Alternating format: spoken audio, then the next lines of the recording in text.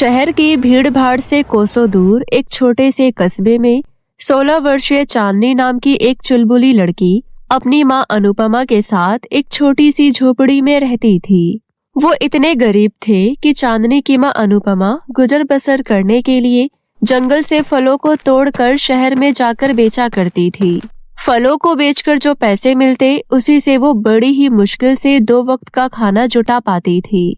पर घर की स्थिति जानते हुए भी चांदनी अक्सर माँ से किसी न किसी चीज की जिद किया करती। एक दिन की बात है। माँ, मुझे एक जोड़ी सुंदर सैंडल लाकर दो ना। मेरी सभी सहेलियों के पास सुंदर सुंदर सैंडल है और मैं ये टूटी हुई चप्पल पहनकर घूमती रहती हूँ। बिटिया, तुम्हें तो पता है हमारे घर के हालात। लाओ, मैं तुम्हारी टूटी हुई चप्पल सिल देती हूँ। मैं कोशिश करूँगी तुम्हारे लिए एक जोड़ी सैंडल खरीद कर लाने की। माँ, आप हर बार मुझे झूठा दिलासा देती रहती हो। आपसे तो कुछ कहना ही बेकार है। माँ होकर आप अपनी बेटी की एक भी इच्छा पूरी नहीं कर सकती।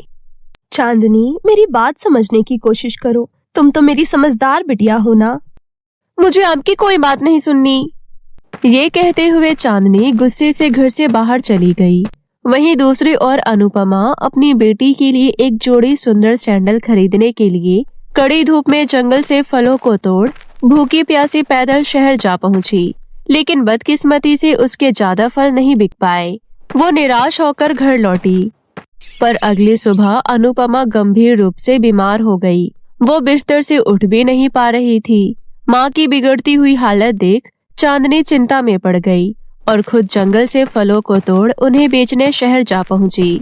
शहर पहुंचते ही चांदनी को एक दुकान में चमचमाती हुई नई गोल्डन सैंडल दिखाई दी, जिसे देख चांदनी के मन में उन सैंडलों को खरीदने की इच्छा जागी। पर चाहकर भी वो उन सैंडल को खरीद नहीं सकती थी, क्योंकि उसके पास इतने पैसे नहीं थे। वो अपना मन मारकर सड़क किनारे फलों को बेचने लगी। तभी वहां से गुजर रहे एक दंपत्ति की नजर उस पर पड़ी। वो दोनों चांदनी को देखकर सन्न रह गए, क्योंकि चांदनी की शक्ल हूबहू उनकी स्वर्गवासी बेटी माही की तरह थी, जिसकी कुछ दिनों पहले ब्लड कैंसर की वजह से मृत्यु हो चुकी थी। चांदनी को देख दंपत्ति से रहा नहीं गया। वो दोनों उसके पास गए और बोले, बेटी, तुम कौन हो? तुम्हारा नाम क्या है? इतनी कड़ी धूप में फल बेचते हुए थक गई होगी। चलो हमारे साथ हमारे घर, कुछ देर आराम कर लेना। मैं तुम्हें अपने हाथों से ठंडा शरबत बनाकर पिलाऊंगी। आपका धन्यवाद, पर मुझे सारे फल बेचकर वापस घर जल्दी लौटना है, क्योंकि मेरी माँ बहुत बीमार है। ओह, तुम चिंता मत करो बेटी, हम तुम्हारी माँ का बहुत बड़े डॉक्टर से इलाज करवाएंगे। साथ ही तुम्हारे माँ को ढेर सारे पैसे भी देंगे। क्या सच में? पर आप मेरी मदद क्यों करना चाहती हैं? क्योंकि तुम्हारी शक्ल हमारी बेटी से मिलती है, जो अब इस दुनिया में नहीं है। पर हम चाहते हैं कि तुम हमारी बेटी बनकर हमारे साथ हमारे घर पर रहो। हम तुम्हारी हर ख्वाहिश पूरी करेंगे। तुम्हें जो चाहिए हम तुम्हें लाकर देंगे। हाँ, मैं आपकी बेटी बनने के लिए तैयार हूँ। ये कहते हुए चांदनी ने खुशी खुशी दंपत्ति का प्रस्ताव स्वीकार कर लिया। उसके बाद वो अमीर दंपत्ति को लेकर अपनी बीमार माँ के पास गई।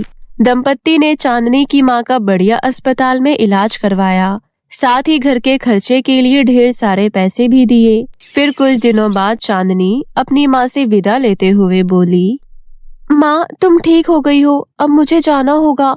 बाहर अमीर दंपत्ति मेरा इंतजार कर रहे हैं। बिटिया, तुम उनके साथ कहाँ जा रही हो? माँ के पूछने पर चांदनी ने खुश होते हुए उन्हें सारी बात बताई।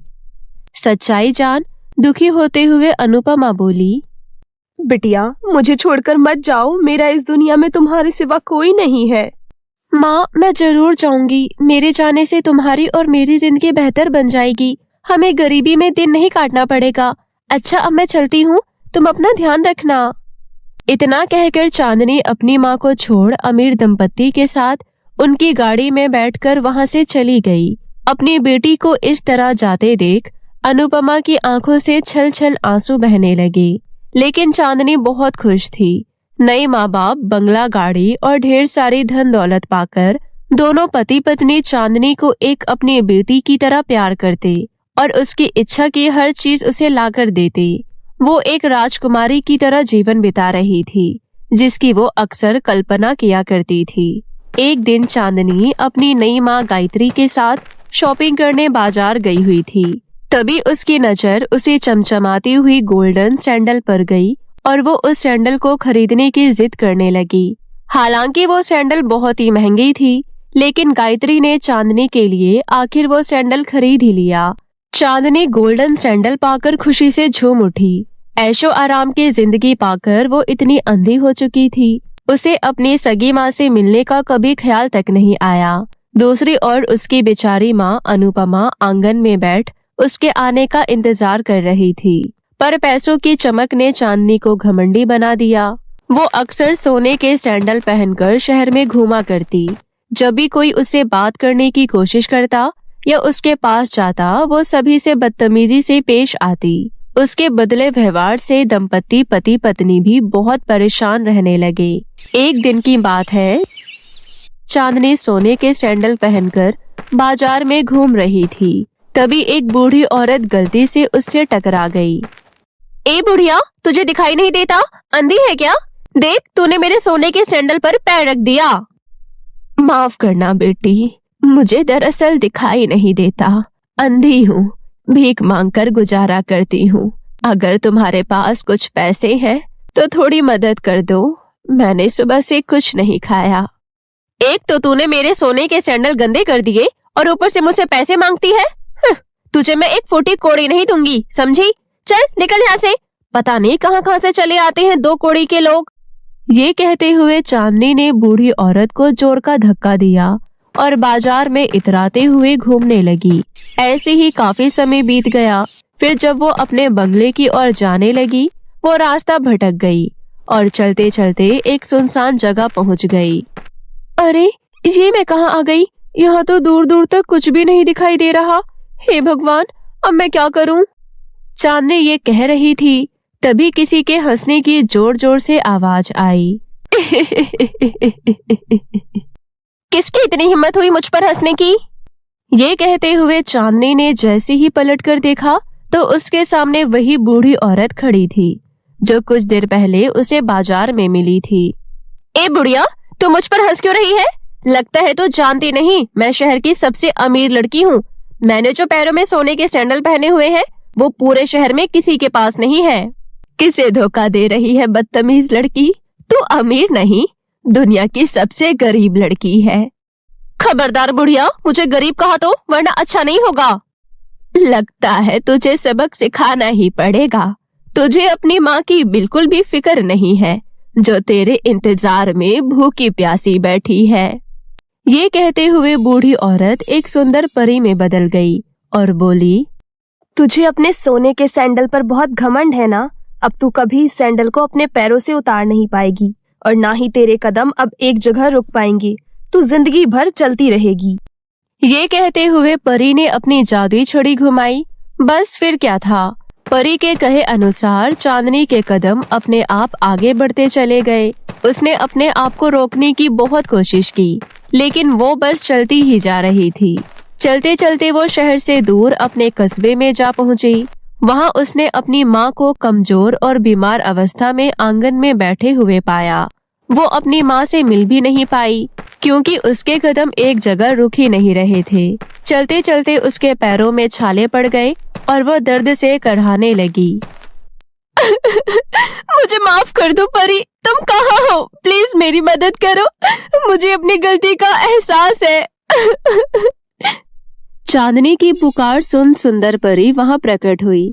तब चांदनी रोते हुए बोली, परी, मैं अपनी माँ के पास जाना चाहती हूँ। ठीक है, लेकिन मेरी एक शर्त है। मुझे आपकी हर शर्त मंजूर है, बस मुझे अपनी माँ के पास जाना है। वो बहुत बीमार और कमजोर हो गई हैं। मैं उनकी सेवा करना चाहती हूँ। तुम अपनी माँ के पास जा सकती हो, लेकिन एक बदसूरत चुड़ैल के रूप में। क्या तुम सहमत हो? हाँ, मैं सहमत हूँ। अपनी माँ के पास जाने के लिए मुझे तुम्हारी सारी शर्त मंजूर है। इतना कहते ही परी ने अपनी जादुई छड़ी घुमाई और चांदनी एक बदसूरत चुड़ैल में बदल गई। उसके बाद बदसूरत चुड़ैल में बदली हुई चांदनी छुपते छुपाते हुए अपनी माँ की झोपड़ी के पास पहुंची। उसने खिड़की से अंदर झांका तो देखा उसकी माँ अब पहले से ज्यादा बूढ़ी और कमजोर हो चुकी थी। ये देख चांदनी का दिल भर आया और मन ही मन कहने लगी, ओह माँ, मेरी प्यारी माँ, ये तुम्हारी कैसी हालत हो गई है। मैं तुमसे आकर गले भी नहीं लग सकती। मेरी शक्ल देखकर तुम डर जाओगी, लेकिन मैं तुम्हें कुछ नहीं होने दूंगी। मैं तुम्हारे खाने के लिए जंगल से फल तोड़कर लाती हूँ। ये कहते हुए चांदनी ने आंसू पोंछे और जंगल से ताजे ताजे फल तोड़कर एक टोकरी में चुपचाप माँ के आंगन में रख दिए। चांदनी हर रोज चोरी छिपे अपनी माँ के लिए ताजे फल तोड़कर लाती और चुपचाप आंगन में छोड़ वहाँ से चली जाया करती। पर एक दिन जब वो आंगन में फलों से भरी हुई टोकरी रख रही थी, तभी उसकी माँ अनुपमा ने उसे देख लिया। चांदनी घबराकर मुंह छुपाकर वहाँ से भागने लगी। तब उसकी माँ अनुपमा बोली, रुक जाओ, मेरी बात सुनो। मुझे पता है तुम हर रोज मेरे लिए ताजे ताजे फल देकर जाती हो। तुम्हारे लाए हुए फल बहुत ही स्वादिष्ट होते हैं। तुम्हारा धन्यवाद। डरो नहीं, अंदर आओ, मेरे साथ कुछ देर बैठो। अपनी माँ की बात सुन घबराते हुए चांदनी झोपड़ी के अंदर दाखिल हुई। तुम्हारी आंखें मुझे मेरी बेटी की याद दिलाती हैं। उसकी आंखें बिल्कुल तुम्हारी तरह थी। आपकी बेटी? हाँ, मेरी बेटी, लेकिन वो अभी कहीं खो गई है। मैं बस भगवान से प्रार्थना करती हूँ वो जल्दी मेरे पास सुरक्षित लौट आए। माँ के शब्दों को सुन चांदनी का दिल भर आया और वो बिना कुछ कहे चुपचाप उल्टे पांव लौट गई। फिर एक सुनसान जगह जाकर फूट फूट कर रोने लगी। काश मैं माँ के गले लग पाती और उनसे अपनी की माफी मांगती। ये कहते हुए चांदनी की आंखों से आंसुओं की धारा बहने लगी। तभी वहाँ वही सुंदर परी प्रकट हुई, जिसे देख चांदनी विनती करते हुए बोली, परी, मेरी एक विनती है। मुझे अपने लिए कुछ नहीं मांगना, बस मैं चाहती हूँ मेरी माँ की सारी दुख तकलीफें मुझे दे दो। मैं उन्हें रोते हुए नहीं देख सकती। ठीक है, लेकिन उसके बदले तुम मुझे क्या दोगी? इसके बदले में मेरे पास जो कुछ भी है सब कुछ ले लो। वाकई में? अब तुम्हें अपनी गलती का एहसास हो गया है। मैंने तुम्हें माफ कर दिया। ये कहते हुए सुंदर परी की जादुई छड़ी से तेज रोशनी निकली और चांदनी को पहले जैसा बना दिया। पहले जैसा रंग रूप पाकर चांदनी का खुशी का ठिकाना नहीं रहा और सुंदर परी का धन्यवाद कर दौड़ते हुए अपनी झोपड़ी की ओर भागी।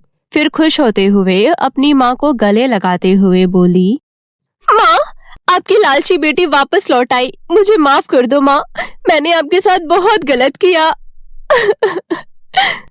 चांदनी बिटिया, तुम वापस लौट आई?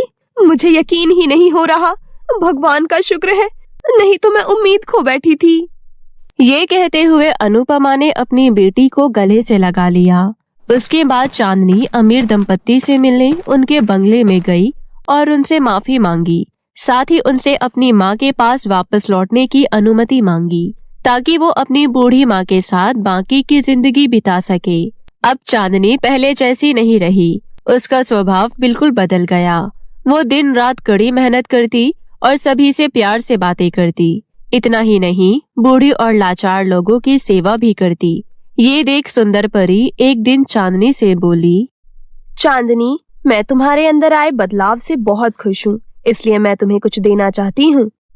ये लो, ये एक जादुई सैंडल मेरी तरफ से तुम्हारे लिए छोटा सा उपहार है। इससे तुम गरीब बेसहारा लोगों की हर मुमकिन मदद कर पाओगी। इससे पहले कि चांदनी कुछ कह पाती, सुंदर परी जादुई सैंडल चांदनी को सौंप कर गायब हो गई। अब चांदनी की जिंदगी पूरी तरह बदल गई। जादुई सैंडल की मदद से उसने अपने कस्बे और कस्बे में रहने वाले लोगों की जिंदगी खुशियों से भर दी। सभी लोग चांदनी की प्रशंसा करने लगे। इस तरह चांदनी जादुई सैंडल की मदद से जरूरतमंद लोगों की मदद कर अपनी माँ के संग हंसी खुशी जीवन बिताने लगी। मंजू की 2 बेटियां थी। दोनों की उम्र में बस 1 साल का फर्क था। बड़ी बेटी साक्षी बहुत ही खूबसूरत थी। छोटी बेटी प्रिया काली थी। मंजू की सास प्रिया को बिल्कुल पसंद नहीं करती थी और धीरे धीरे घर में वो सबको भड़का देती है, जिसकी वजह से घर में कोई भी प्रिया को प्यार नहीं करता था। यहाँ तक कि मंजू भी प्रिया का बिल्कुल ध्यान नहीं रखती थी। वो साक्षी को अच्छे अच्छे कपड़े पहनाकर तैयार करती थी और प्रिया को रोता बिलखता छोड़ देती थी। मंजू अपने पति से कहती है, देखिए तो साक्षी कितनी खूबसूरत लग रही है। आज मैंने इसको नए कपड़े पहनाए हैं। साक्षी जो भी कपड़े पहनती है उस कपड़े की खूबसूरती बढ़ जाती है। हमें तो इसकी शादी में बिल्कुल दहेज नहीं देना पड़ेगा। मंजू का पति बस साक्षी के लिए नए खिलौने और चॉकलेट लेकर आता था और प्रिया साक्षी का मुंह देखती रह जाती थी। धीरे धीरे दोनों बच्चियां बड़ी हो रही थी। साक्षी बड़ी होने के साथ बहुत घमंडी हो रही थी। वो घर में सबको देखती थी कि कोई भी प्रिया का ध्यान नहीं रखता है और सब उसी को प्यार करते हैं। एक दिन प्रिया साक्षी के कमरे में जाकर उसके टेबल पर रखी हुई चॉकलेट उठा लेती है। तभी वहाँ पर साक्षी आ जाती है। तेरी हिम्मत कैसे हुई मेरी चॉकलेट को हाथ लगाने की? और पहले तो तू ये बता, मेरे कमरे में कैसे आ गई तू? तुझे मना किया है ना यहाँ आने से। मम्मी जल्दी यहाँ आओ। मंजू वहाँ आती है। क्या हो गया मेरी बच्ची को? मैंने कई बार इसको मेरे कमरे में आने से मना किया है, फिर भी आज आ गई। और तो और पापा जो मेरे लिए चॉकलेट लेकर आए हैं वो ये खा रही थी। मैंने अभी खाया नहीं है। उठाया तो खाने के लिए ही था ना, वो तो पहले ही आ गई मैं। मंजू प्रिया को तमाचा लगाती है और उसके हाथ से चॉकलेट छीन लेती है। मेरी फूल सी बच्ची को गुस्सा दिला दिया तूने। माँ, मैं भी तो आपकी बेटी हूँ, लेकिन आप हम दोनों में भेदभाव क्यों करती हो? मेरे सारे दोस्त की मम्मी उन्हें बहुत प्यार करती है, बस एक मेरी ही मम्मी है जो मुझे बिल्कुल प्यार नहीं करती। प्यार करने के लायक तू है भी नहीं। हमेशा से मुझे काले लोग बिल्कुल पसंद नहीं थे और मेरी खुद की बेटी काली हो गई। प्रिया रोते हुए अपने पापा के पास जाती है। पापा, माँ ने आज मुझे मारा। बिल्कुल सही किया, कुछ किया होगा तूने। सारा दिन इधर उधर लोगों को तंग करती रहती है। चल मेरा दिमाग खराब मत कर, मैं ऑफिस का काम कर रहा हूँ। प्रिया रोते हुए अपने कमरे में चली जाती है। अगले दिन दोनों स्कूल जा रही थी। मंजू साक्षी के लिए आलू के पराठे बनाती है और प्रिया को रोटी ले जाने को कहती है। माँ, मेरे लिए आलू के पराठे नहीं बनाए आपने? आलू कम थे इसलिए सिर्फ साक्षी के लिए बनाया है। प्रिया रोटी लेकर चली जाती है। इसी भेदभाव के साथ दोनों बहनें बड़ी हो जाती है। दोनों की शादी की उम्र हो जाती है। प्रिया को लड़के वाले देखने आ रहे थे। वो खुद में बोलती है, मेरे पास कोई भी ढंग के कपड़े नहीं है। पिछली बार मौसी आई थी तो उन्होंने मुझे कुछ पैसे दिए थे। मैं उन पैसों से अपने लिए एक अच्छा सा सूट ले आती हूँ। उसके बाद प्रिया अपने पैसे निकालती है। उसी वक्त मंजू उसके कमरे में आ जाती है और उसके हाथों में पैसे देख लेती है। ये पैसे तेरे पास कहाँ से आए? क्या करेगी इन पैसों का? मुझे लड़के वाले देखने आ रहे हैं, इसलिए मैं एक सूट खरीदने जा रही हूँ। ये सुनकर मंजू प्रिया के हाथों से पैसे छीन लेती है। कोई जरूरत नहीं है नया सूट लेने का। साक्षी के पुराने सूट हैं, वही पहन लियो। हाँ, क्यों नहीं? मेरे उतारे हुए कपड़े मेरी प्यारी काली बहन के काम ही तो आने वाले हैं। वैसे भी मैं कोई भी कपड़े एक बार से ज्यादा नहीं पहनती हूँ। ठीक है, पहन लूंगी मैं साक्षी के पुराने सूट। कौन सा उसके पुराने कपड़े पहनना मेरे लिए नई बात है। मैं बचपन से उसके पुराने कपड़े ही तो पहनती आ रही हूँ।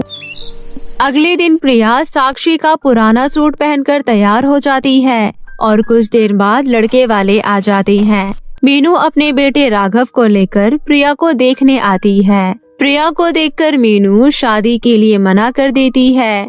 ये रिश्ता नहीं होगा। मेरे बेटे को देखो कितना अच्छा दिखता है, वहीं आप अपनी बेटी को देखो। मुझे तो लगता है रिश्ता भेजने से पहले आप लोगों को कई बार सोचना चाहिए। पता नहीं ऐसे किसी को भी रिश्ता भेज देती हैं। ये बोलकर मीनू अपने बेटे को वहाँ से ले जाती है। ये करमजली हमेशा हमारे सर पर ऐसे ही बैठी रहेगी, क्योंकि मुझे नहीं लगता है कि इसकी जैसी काली शक्ल है वैसे में कोई इससे शादी करेगा भी।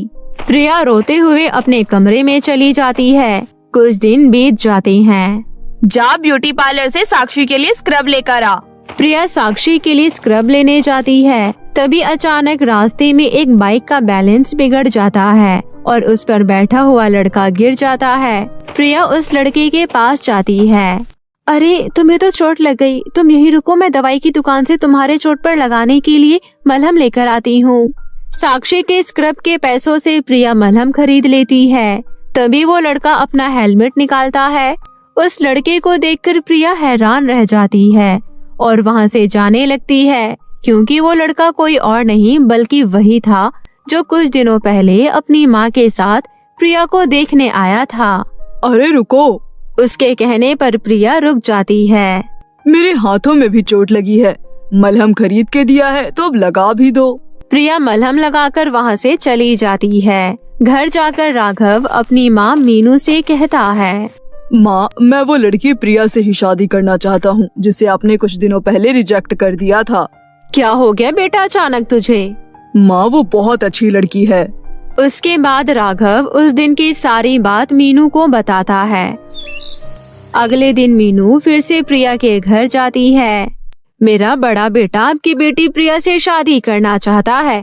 वो बहुत खुले विचारों का है, इसलिए उसे इन सब बातों से कोई फर्क नहीं पड़ता है। पर आपकी बेटी साक्षी बहुत खूबसूरत है, इसलिए मुझे अपने छोटे बेटे के लिए साक्षी बहुत पसंद है। एक बहू काली है तो क्या हुआ, दूसरी तो खूबसूरत होगी ना। आपका छोटा बेटा भी है क्या? हाँ, वो यूएस में रहता है, कुछ दिनों बाद आने वाला है। इस तरह प्रिया और साक्षी का एक ही घर में रिश्ता तय हो जाता है। मीनू अपने बेटे की पसंद के लिए प्रिया के लिए हाँ कर देती है, लेकिन वो साक्षी को ज्यादा पसंद करती थी।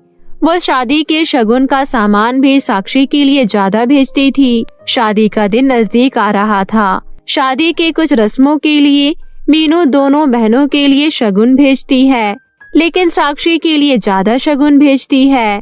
देख काली, मेरे लिए कितना सारा शगुन का सामान आया है, तेरे लिए तो बस थोड़ा सा भेजा है। ये हम दोनों का शादी का शगुन है, कम से कम इसे तो पैसों से मत तोलो।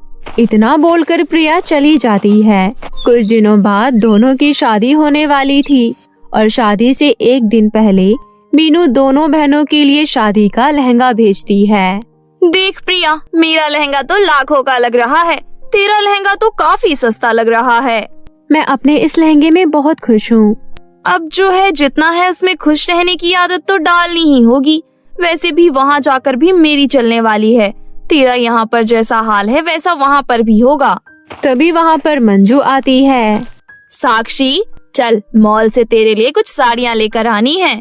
माँ, मैं भी चलूँ क्या? मेरी भी तो शादी होने वाली है, तो आप मुझे भी साड़ियाँ खरीद कर दोगी? नहीं, तू मेरी पुरानी साड़ियाँ पहन लियो, नई साड़ियाँ बस साक्षी के लिए आएंगी। इस तरह प्रिया के साथ उसकी शादी में भी भेदभाव हो रहा था। शादी का दिन आ जाता है। मंजू एक लड़की को लेकर आती है और उसे कहती है, सुन, मेरी बेटी साक्षी को अच्छे से तैयार कर दियो, आज उसका शादी का दिन है। ऐसे तैयार करियो कि बस सब उसे देखते ही रह जाएं। माँ, आपने मेरे लिए भी पार्लर वाली को बुलाया है क्या? तुझे पार्लर वाली की क्या जरूरत है? तेरे ऊपर तो कितना भी मेकअप घिस लो, कोई फर्क नहीं पड़ने वाला। फालतू में तेरे ऊपर पैसे खर्च करने का मुझे कोई शौक नहीं है। प्रिया अपनी शादी में खुद ही तैयार होती है। वहीं दूसरी तरफ साक्षी का लहंगा कील में फंस जाता है और बुरी तरह फट जाता है। साक्षी रोने लग जाती है। तभी प्रिया की कुछ सहेलियां उसे इस बारे में बताती है। प्रिया साक्षी के कमरे में जाती है। रो मत साक्षी। मेरा लहंगा फट गया, अभी तुरंत लहंगा खरीद भी नहीं सकते हैं। तू मेरा लहंगा पहन ले। मेरा लहंगा तेरे लहंगे की तरह खूबसूरत नहीं है, पर बुरा भी नहीं लग रहा है। तू तो पहले से ही सुंदर है, तेरे पर तो अच्छा ही लगेगा। अगर मैं तेरा लहंगा पहन लूंगी तो तू क्या पहनेगी? मैंने माँ और तेरे से छुपाकर एक साड़ी खरीदी थी, मैं शादी में वही साड़ी पहन लूंगी। उसके बाद प्रिया अपना लहंगा खोलकर साक्षी को दे देती है और खुद साड़ी पहन लेती है। तभी वहाँ पर मंजू आ जाती है। साक्षी, तेरा लहंगा तो ये नहीं था। साक्षी मंजू को सारी बातें बताती है। माँ, प्रिया ने मुझे अपना लहंगा दे दिया और खुद साड़ी पहन ली। हम हमेशा उसके साथ भेदभाव करते आए हैं, लेकिन मैं अपनी शादी में उदास न रहूं, इसलिए उसने मुझे अपना लहंगा दे दिया। आज तक हमने जो भी उसके साथ किया है, इसके लिए मुझे बहुत शर्मिंदगी महसूस हो रही है। मैंने तो अपनी ही दोनों सगी बेटियों में भेदभाव किया। मेरे जैसी औरत ने तो माँ की परिभाषा ही बदल कर रख दी। अब हमें इस चीज का एहसास हुआ, लेकिन शादी के बाद तो तुम दोनों चली जाओगी। प्रिया को तो कभी मेरा प्यार मिला ही नहीं। मंजू अपनी दोनों बेटियों को गले से लगा लेती है। शादी के बाद दोनों बहनें ससुराल चली जाती है। अपने ससुराल में दोनों बहनें एक साथ हंसी खुशी जीवन व्यतीत कर रही थी।